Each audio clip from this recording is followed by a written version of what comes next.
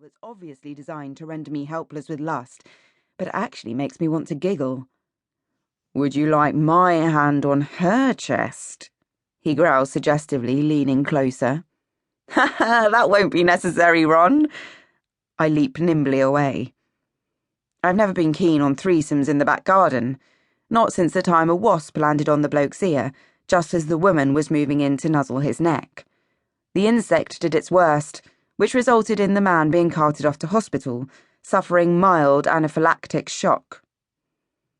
The shock to my bank balance was much worse. No engagement photo, no payment. I cross the lawn and ask him to stand under the willow tree, which I think will provide a perfect frame. Having snapped a dozen or so, I study them in the camera's viewfinder. Great. Job's a good 'un. I can now dash home to finish the photo editing I was working on until the early hours. Plus, I need to take delivery of a completed album, which the print company promised would arrive in today's post, so that I can send it off to the bride as a matter of urgency. Rose, the bride, is lovely, but during the wedding preparations, she had a tendency to get very stressed if everything didn't go exactly according to plan. She's apparently organised a party so that everyone can see the photos for the first time, and I really don't want a hysterical bride shouting down the phone that her family gathering is ruined because she didn't get the album in time. Andrea offers me a coffee, and normally, I'd stay to chat out of politeness, but I have too much to do. Also, because it's a freebie session, I don't feel quite so bad having to rush off. When they asked me to take their wedding photographs, I invited them round and showed them some of my sample albums. "Oh, lovely," enthused Andrea. Then she said something that sounded like, "We're having a Cayman Kanye wedding." "Oh? Cayman Kanye?" It sounded swish and expensive. "Is he your wedding planner, this, Cayman person?" Andrea looked at me blankly. "No, Kim and Kanye," she said, enunciating the words very slowly for the benefit of the idiot in the room. Light dawned. "Oh, Kim Kardashian and, I frowned, clicking my fingers. "Kanye thingy." "Kanye West, yes," she beamed.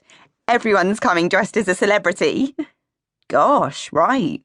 My dress is to die for, just like Kim's." She clasped her hands over her chest. "And Ron's going to look ever so sexy." She twinkled at Ron, who merely grunted. I couldn't tell if he was agreeing or just expressing weary resignation. I nodded as my mind went into boggle overdrive. Rapper Ron. Now there was an image to conjure up. A disturbing vision flashed into my mind. Ron, in dropped-crotch trackies and dark glasses, alarming grannies and flexing his swag to the max. Should make for an interesting album. I'd gone out of the room to turn up the heating, at which point Ron oozed into the kitchen after me and started telling me about his new camera and how he'd love me to give him a few pointers. Then he'd charmed me into agreeing to take some engagement photos as a little extra freebie.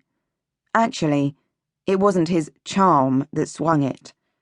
He'd been wafting garlic over me as he waxed lyrical about his camera, and I'd flattened myself against the fridge freezer. I'd watched in queasy close-up as a bead of perspiration wobbled at his hairline, then broke loose. I'd only said yes so I could slide away before it skidded down his face and landed on me. Now, engagement shoot done, Andrea says she'll fetch me the list of wedding photos they'd like, so I stand awkwardly in their living room as Ron busies himself putting Frank Sinatra on the music system. "I've got you under my skin" fills the room. Ron gives me a wolfish grin and, to my alarm, starts swaying in time to the music. I plaster on a smile, wondering if he's expecting me to join in. I can't help being fascinated by his relationship with Andrea. It's a second marriage for both of them, and on balance, I think Ron's getting the better end of the deal. Andrea is fun, slim, and glossy-haired, a great advert for being 50-something, but I'm struggling to pinpoint what she sees in Ron. Looking beyond the paunch, disguised by a loose shirt, and the dyed brown hair brushed forward to hide the bald patch, you can tell he was probably